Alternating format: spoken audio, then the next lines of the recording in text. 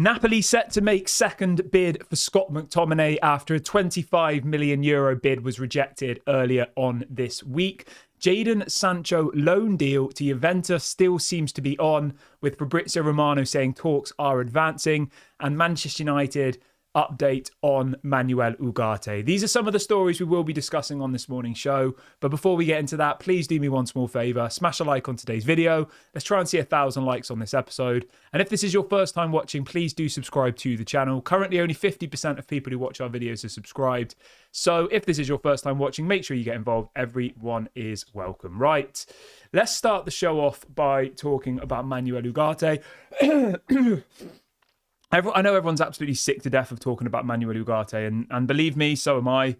The transfer window closes on Friday. Manchester United need to go and get him now. Like, the price, all of it. I think Manchester United losing against Brighton yesterday weakens our hand, because now clubs are going to be like, well, Man United need to sign players. Like, do you know what I mean?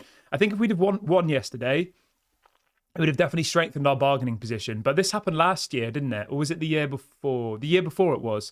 We lost against Brighton in our first game of the season, and then we lost 4-0 to Brentford in our second game of the season. And then after that, we went and signed Casemiro and Antony for, what was it, 170 million combined?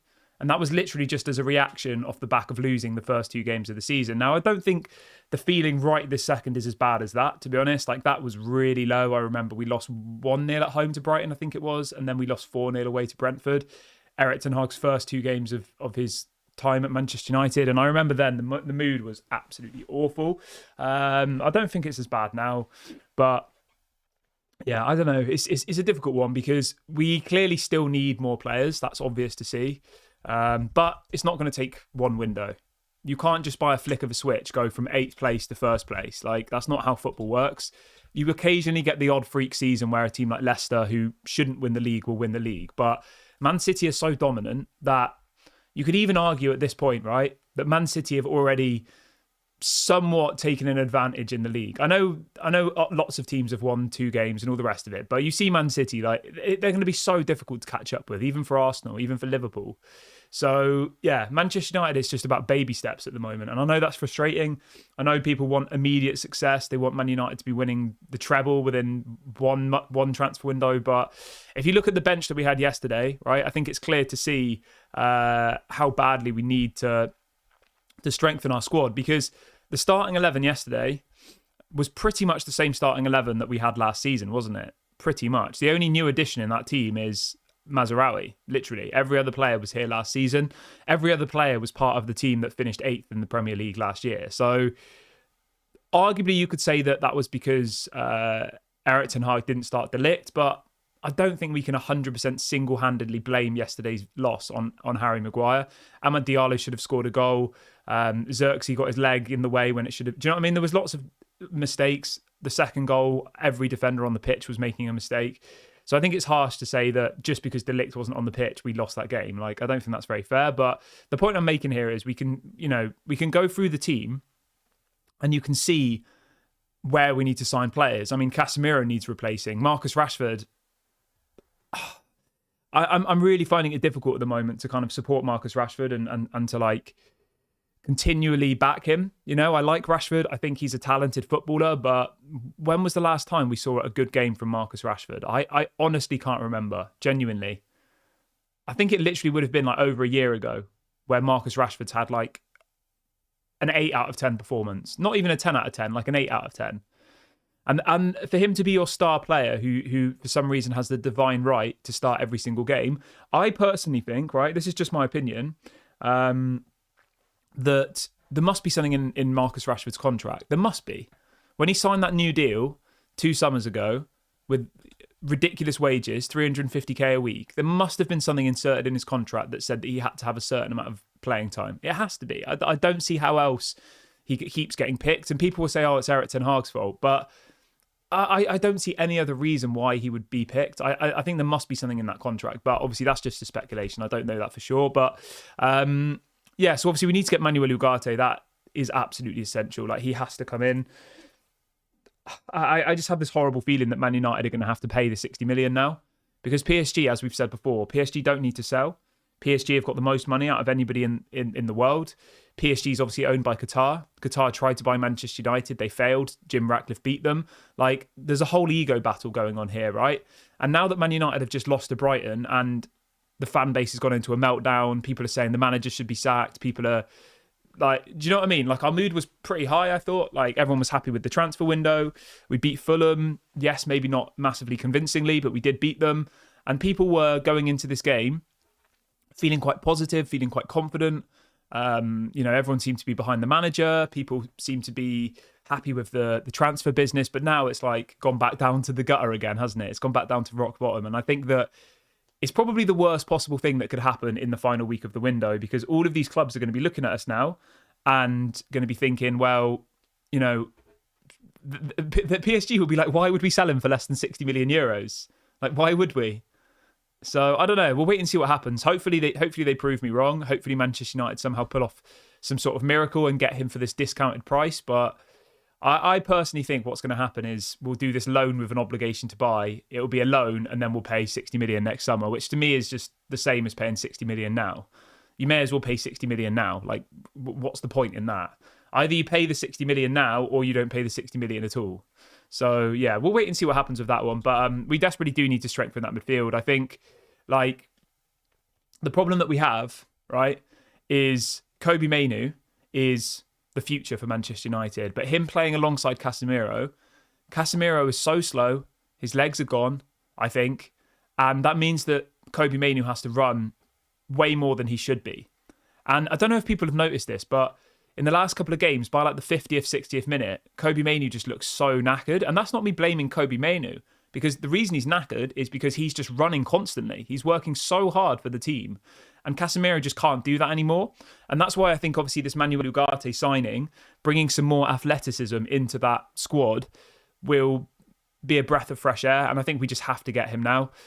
Because if you know, let's try and look at some positives. I think Mazraoui was very good yesterday. Obviously, he got the assist for the Amad Diallo goal. I thought Amad was decent in the second half. The first half, he was a bit quiet. Rashford, I'm not going to be like toxic on here because I don't do that, but Rashford was just how Rashford's been for the last 12 months, you know? And we can all agree on that. We don't need to name call him. We don't need to scream at the camera. Like, that doesn't get us anywhere. Marcus Rashford isn't performing for Manchester United. It's as simple as that. There isn't any other way to sugarcoat it. Yes, he might have been working a little bit harder, but Anthony works hard. Anthony works harder than Rashford. But does that mean Anthony should start? No, it doesn't. You know, just because a player works hard, that's the very, very bare minimum. And last season, Marcus Rashford wasn't even working hard. He wasn't even running. He wasn't tracking back. He has started doing that now, which I actually yesterday on my match reaction was what's the word? I was giving him praise for running and tracking back. And then the more I thought about it, I was like, why am I praising somebody for running round a bit and tracking back? That shows how low our expectations are, that we don't even expect Rashford to run around anymore. We don't expect him to track back. And that just because he tracked back, I was like, oh, I thought Rashford did all right because he was tracking back. Like, that's the bare minimum in any football team, whether you're playing, you know, at your local team in the park or you're playing for Real Madrid. Like, if your wingers aren't willing to track back, then, you know, it's a recipe for disaster. But, so, yeah, and you know what? I do actually like the formation that we set up with yesterday. I like this whole double false nine thing, but I think we desperately need to play either Xerxes. Obviously, Højlund's injured, so we can't play him. But it has to be one of the strikers with either Mason Mount or Bruno Fernandes. Like, we need to have that a little bit more of an attacking option on the pitch. And I think we would have scored quite a few goals yesterday if we'd have started the game with, say, Bruno and Xerxes. Still played the same formation, still pressed them. Because I think in the first half, that did work really, really well. I think the problem was you had all of these players on the pitch. You were pressing them. We were making them make mistakes. But we couldn't do anything with the ball once we got it. And that was the problem. And that's why we lost that game, really. Amongst some other things as well. Daniel says Rashford stats for yesterday. He played for 65 minutes. He got 0 goals, 0 shots, 0 assists, 2 offsides. Yeah, I saw Alan Shearer absolutely slating Rashford. Rashford isn't young anymore. That's the thing that we all have to remember. You know, if it's like Ahmad or it's Garnacho, I think criticism is a little bit harsh because obviously you can have your opinions on people like Garnacho and Rashford, right? But they are young players. They're still learning. And to be like slagging them off, I think is a little bit unfair. Like, Garnacho is literally just turned 20.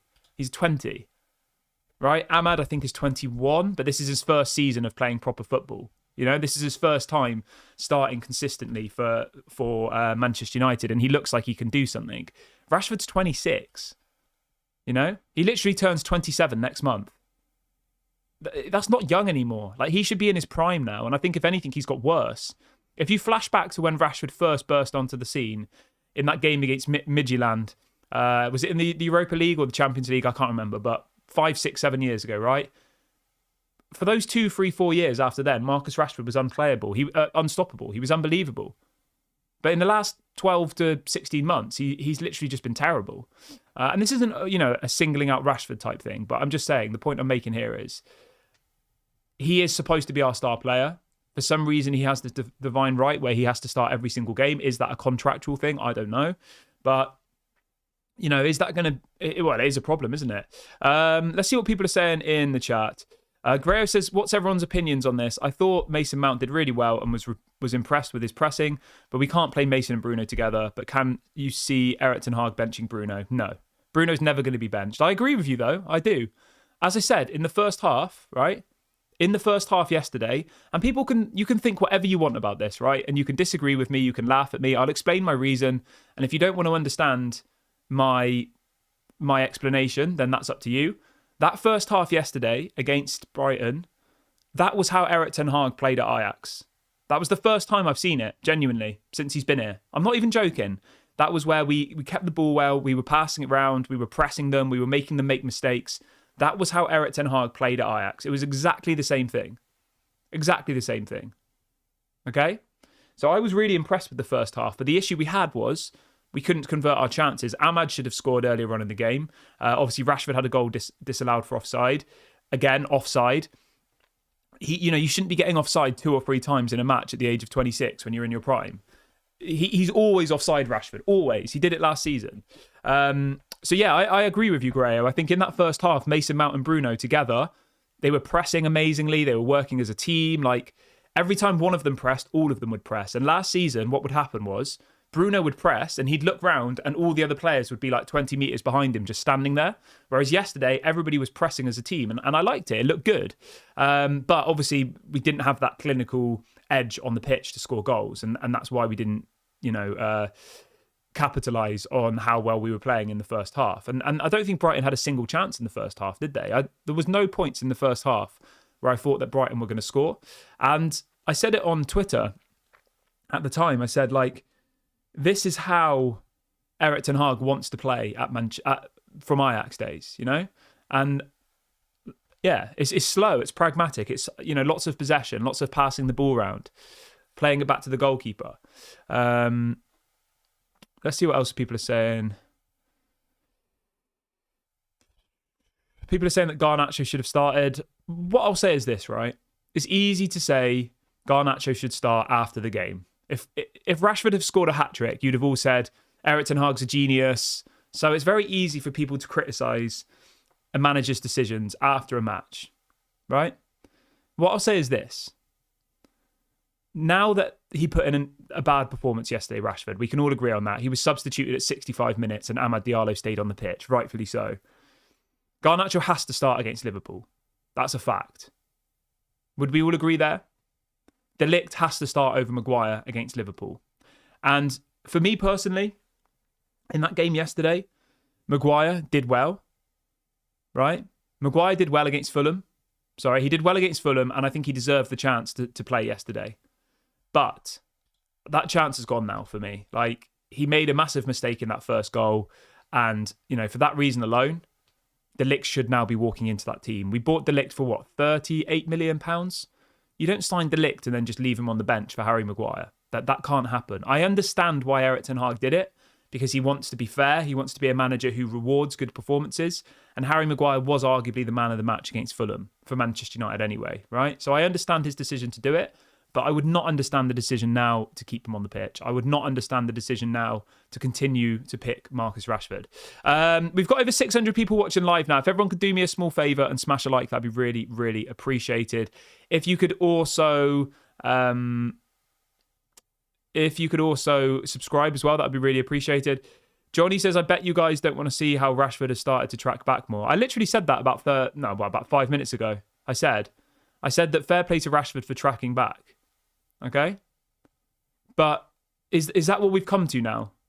That we're congratulating Rashford for deciding that he'll track back? Like, as I said, if you're playing football with your friends in the park, you should do that. Let alone, we can't congratulate a footballer for being like, oh, I can now be bothered to track back. Really? Is that what we've come to? Where that's like our level of expectation, that as long as he tracks back, it doesn't matter if he doesn't do anything else all game.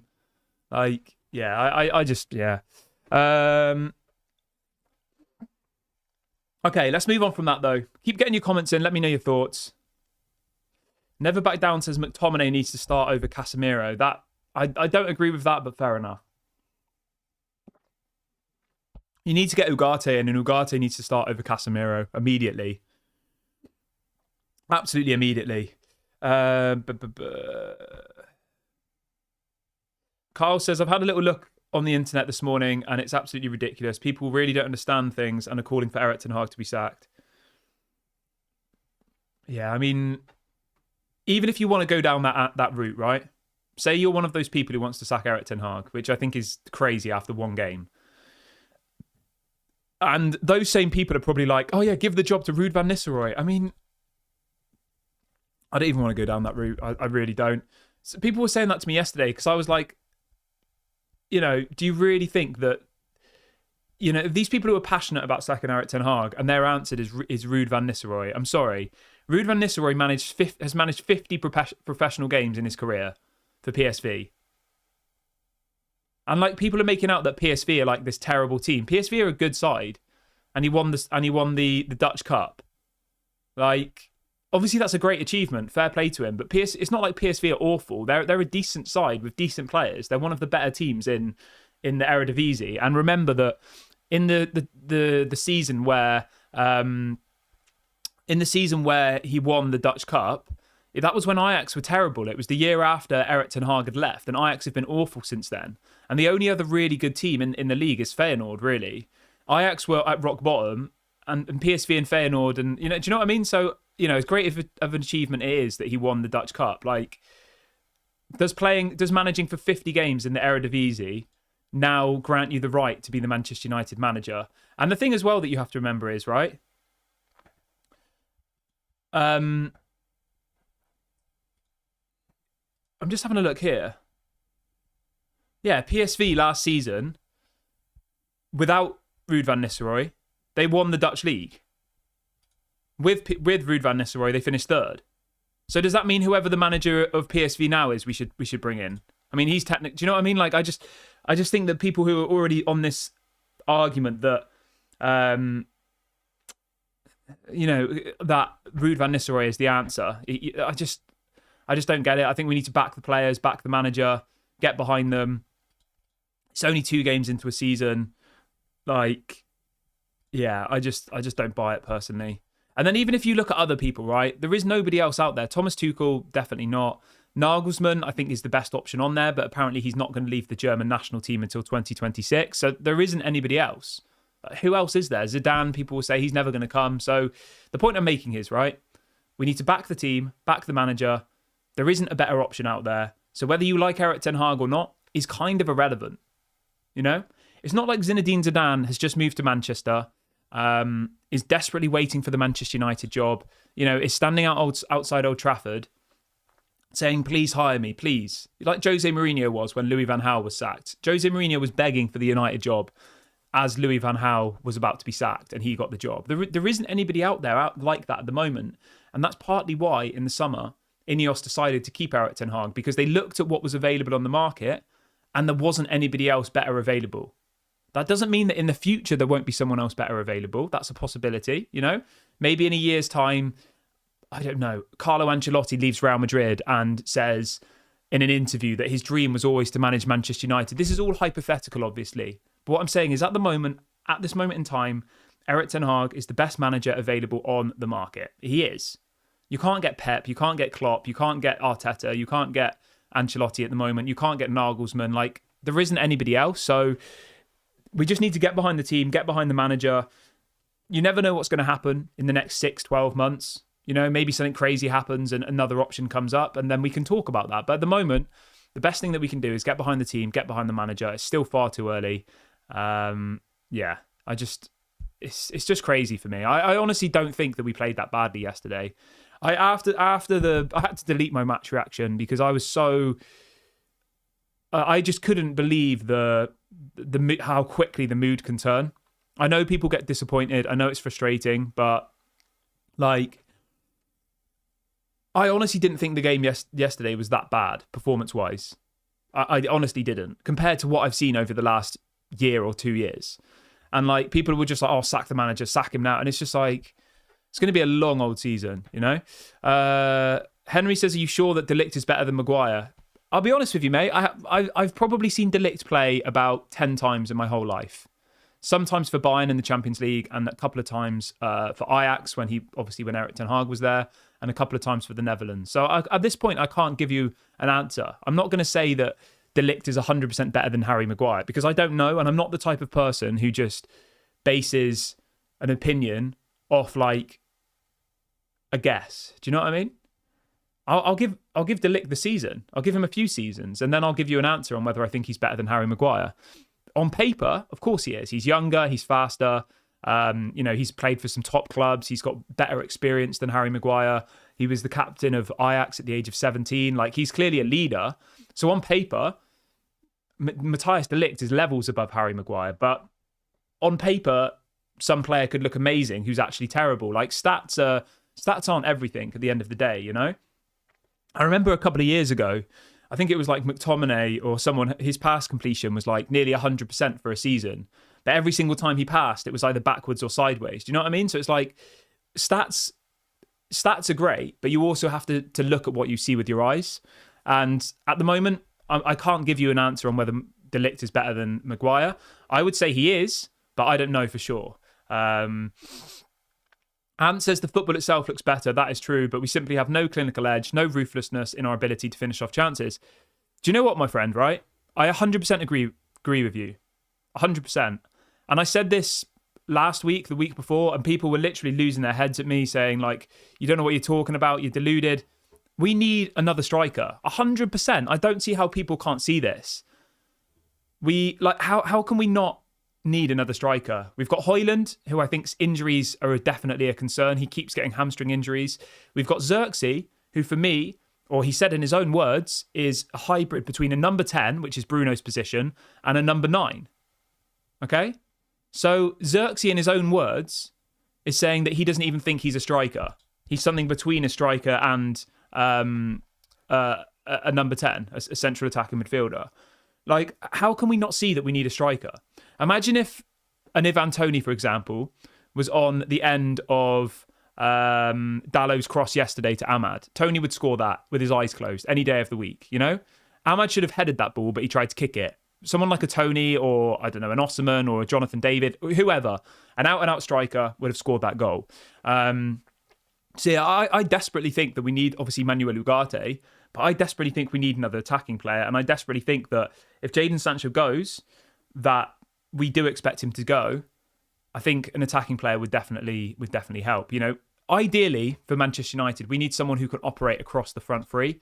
Someone like, I'm not saying I want this player, but just I'm throwing a name out there. Someone like a Federico Chiesa, someone who can play as a left winger, a striker, and a striker. A left wing striker and a right winger. Someone like a Joao Felix, obviously he's gone to Chelsea. I'm just giving you profiles of players. Somebody who can operate in multiple different positions across that front three.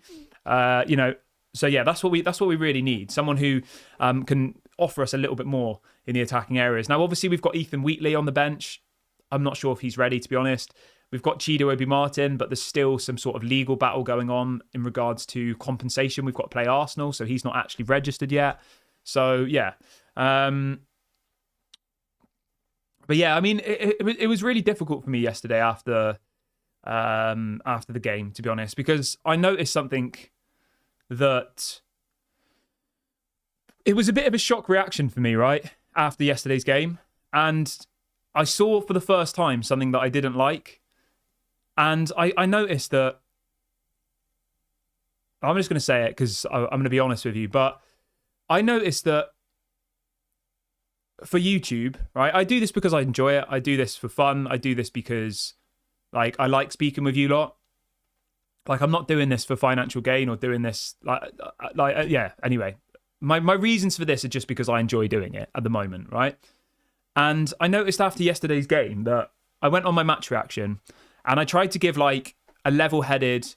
Obviously, I was disappointed. I tried to give a level-headed response, and I noticed that if you want your channel to grow when the season's going, right, I need to come on the camera and I need to scream. I need to be like smashing stuff up. I need to be like overreacting massively. And I think there was only maybe a couple of people I saw. I saw Stretford Paddock. Someone on there was speaking really level-headedly. And quite a few people on Twitter were saying, this is, refreshing to see. But generally, the response was like, do you know what I mean? And this isn't like, I don't know, it's just difficult because I thought about it yesterday and I was like, I don't know. I don't know. It's really hard. Really hard. So I don't know. It was I had a bit of a weird feeling yesterday after doing the match reaction. I deleted it in the end because I came on my video and was honestly being quite level-headed, and I thought I was being quite fair about everything, and like people were going crazy at me, like crazy people in the chat. I think I lost about 50 subscribers in one video, match reaction. But I bet you any money, if I'd have come on here and I was like smashing stuff up, saying it's a disgrace, saying that if the Ligt had started, we'd have won the game, I probably would have gone up thousands of subscribers, wouldn't I?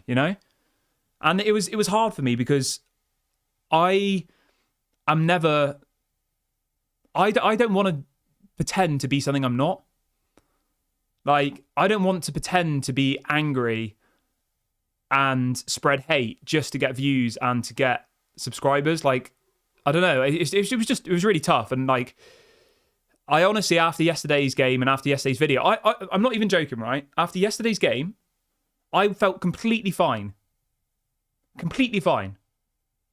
And I felt disappointed, but I wasn't angry. I wasn't upset. I saw good points in that match. I saw progress, and I actually was quite happy.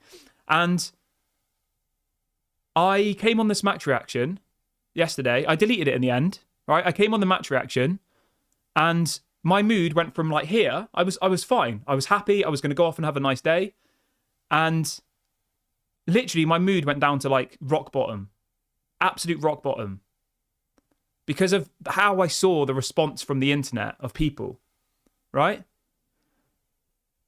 People were just losing their minds. And I thought if I'd gone along with that, sack the manager, he's a disgrace, the Ligt should start, he doesn't know what he's doing, blah, blah, blah.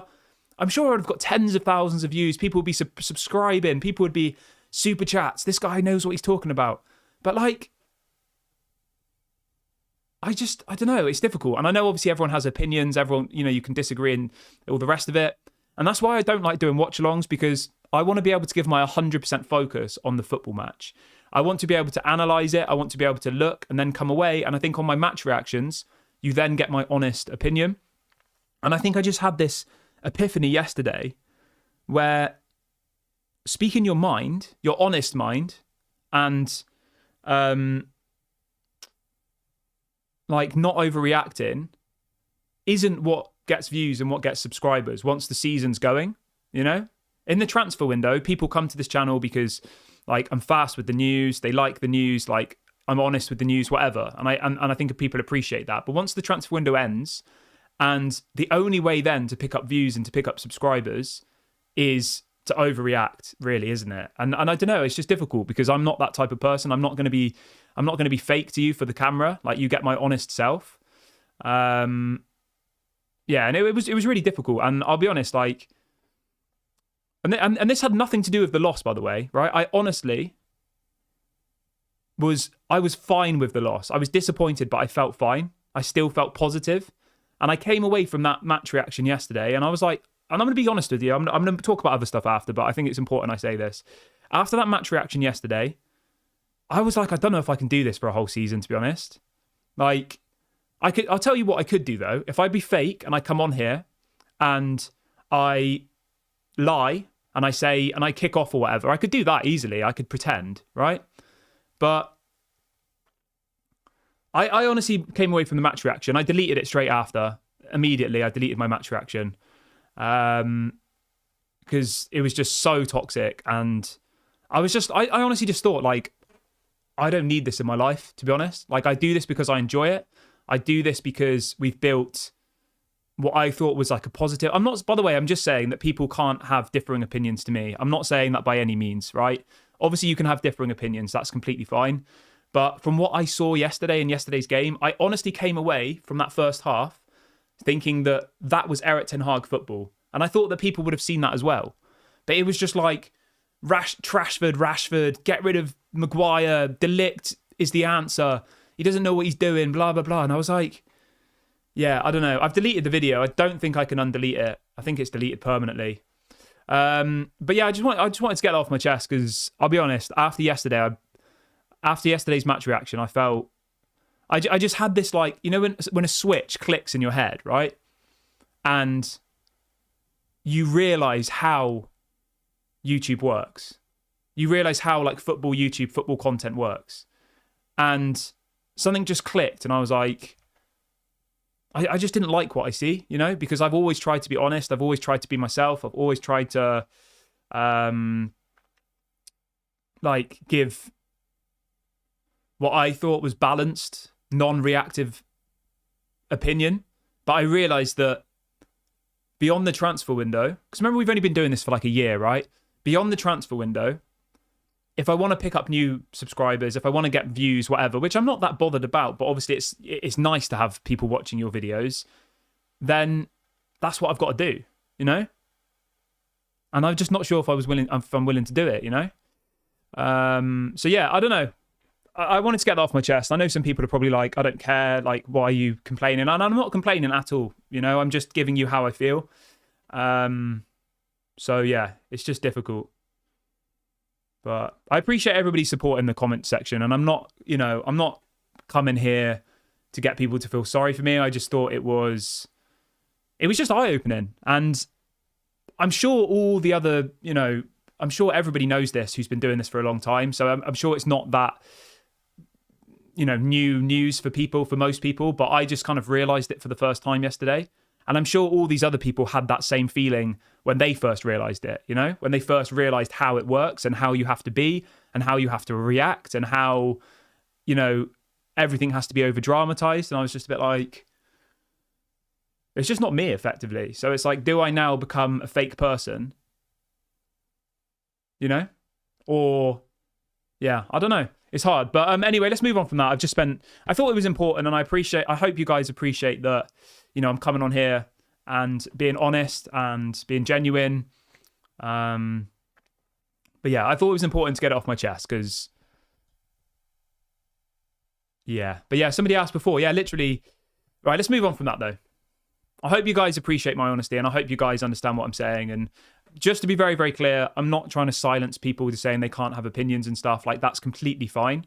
You're entitled to your opinion. If you want Erik ten Hag sacked, that's up to you. That's your opinion. If you think we lost the match yesterday because Maguire started, that's your opinion. That's fine. I'm not going to sit here and say I know better than you, but like, all my point was I realised that if in yesterday's match reaction I'd have kicked off and blamed all these things on whatever, my views would have gone like this.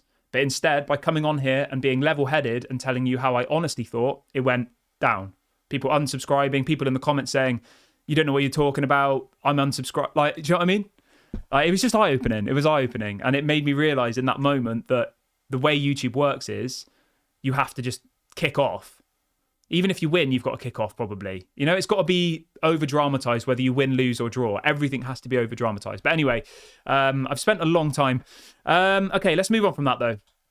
Thank you to everyone who's still watching the video as well, by the way, because I appreciate some people might not care about this. Some people might find it eye-opening. Some people might find it interesting. Obviously, we've been doing this for a year now. So, yeah, I am starting to see. But let's move on to Jadon Sancho. This is coming out from Fabrizio Romano. He's reporting that United were thinking of a permanent transfer for Sancho, but Juventus will not do that in the final days of the window. He says that it will be a loan with a buy clause and a salary to be discussed because Juventus will not cover the entire salary. Oh, Jadon Sancho. He's one of those players which he just needs to go, you know? He has to go. Yeah, he has to go, Jadon, for me. I think a loan is fine as long as there is this obligation to buy. If he goes out on a straight loan, that would be terrible business. I would rather keep him than do that, because the problem I have with this straight loan is he's got 2 years left on his contract. If Jadon Sancho leaves now for a season, he'll come back in a year and have 1 year left on his deal, and then he'll leave for free. It's just obvious, isn't it? So as long as there's a buy option, I don't really care. He can go. But yeah, we'll wait and see what happens in the final week of the window. Obviously, the window closes on Friday. So that hopefully, we'll get a bit of clarity there. And then the other story is Scott McTominay. This is coming out from Fabrizio as well. He's saying that Napoli hope to reach an agreement in the final days of the window for Manchester United for Scott McTominay after a 25 million euros bid was rejected. So McTominay still expected to go to Napoli. Looks like Napoli will put in a second bid. Manchester United are asking for 30 million euros. 30 million euros. So yeah, we'll wait and see how that progresses. Let's just hope that we get Sancho gone. Let's hope that we get... so Sancho goes. McTominay goes. Lindelof hopefully goes. Eriksen hopefully goes. Like, we could have a really, really good end to the window. We could go and sign a couple more players. Yeah, that's what needs to happen for me. But whether it will or not, obviously there's so many different factors in this. It's easy for me to sit here and say Sancho needs to go. Get rid of Sancho. But... if the finances don't make sense and Man United aren't happy with it, then they won't accept it. Lord Ashley, thank you for your super chat. Lord Ashley says, Kieran, big love, big ups to you. We got a super chat from Melcher. Melcher says you shouldn't have deleted it. You were spot on in your opinions. Yeah, I feel kind of stupid for deleting that video now, to be honest. I do, but that shows you how bad I felt in that moment. And this isn't me trying to get sympathy. I'm just giving you my honest. I'm not coming on here asking for sympathy, honestly. I appreciate the nice messages, but that wasn't what my intentions was when I started talking about this. It was just me sharing my experiences of running a YouTube channel that I do for fun and isn't a business, and I don't live off and I don't need to do. I'm going to be honest, right? I could literally stop doing this today and it wouldn't make any difference to me by way of financially. And that's not me bigging myself up. I don't do it for financial gains. I do it because I enjoy it. Whereas I know that a lot of other big channels are obviously, they're a business, aren't they? Which is fine. I get it. Everyone's got to eat, innit? You've got to feed your families. You've got to pay your mortgage. I understand it. But I'm not doing this for that reason, it's not my income. Big ups to Daniel as well, who's done a super chat saying love and support, mate. Thank you. Thank you for your super chats, guys. I do appreciate it. Yeah, so it's been a little bit of a strange show today. And I hope you guys don't mind that. It's probably the most honest I've ever been on a video. It's probably the most non-football related video we've ever had, but there you go. I think it's important to get it off my chest. So yeah. Let's see what people are saying in the chat before we go. Andrew says, Kieran, do you think Bruno is better than Xerxes in the number 9 position? No. I like the formation that we've been playing in the first couple of games, where it's like a 4-4-2. And I've enjoyed that. I think Xerxes presses. I think he works hard. I think Højlund works hard. So I think we can still play that same formation, that same setup.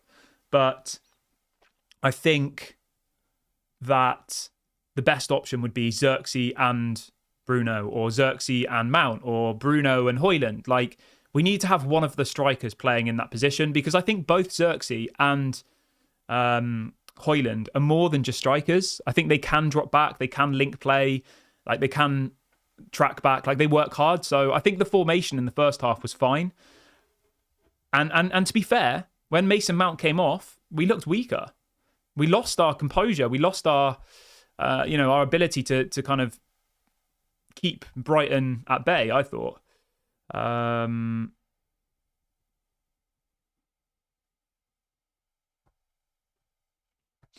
What else have we got in the chat today?